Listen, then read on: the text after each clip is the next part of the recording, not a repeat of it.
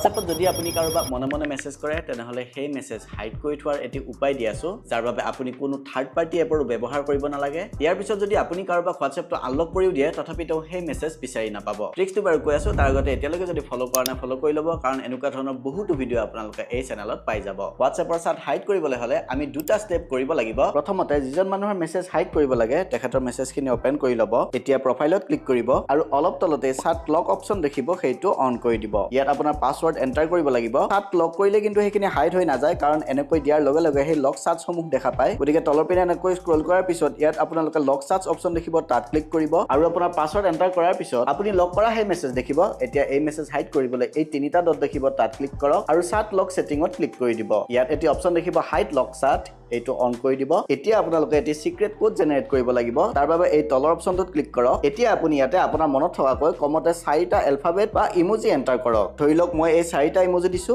next অপচনত click কৰি আপুনি create কৰা সেই কোডটো আকৌ এবাৰ এন্টাৰ কৰক আৰু ডান অপচনত ক্লিক কৰিব আৰু এতিয়া আপোনাৰ সেই লক চাট হাইড হৈ যাব আৰু যদি সেই মেছেজ চাব বিচাৰে তেনেহলে WhatsApp অন কৰি এই সাৰ্চ অপচনত আপুনি ক্ৰিয়েট কৰা সেই কোডটো এন্টাৰ কৰিব আৰু লগে লগে আপোনাৰ লক চাট ওপেন হৈ যাব পিছে এই হাইড কৰি থোৱা মেছেজবোৰ কেনেকৈ চাব পাৰি তাৰ ট্ৰিক্স এটিও মোৰ ওচৰত আছে সেইটো যদি আপুনি জানিব বিচাৰে তেনেহলে কমেন্ট বক্সত লিখিব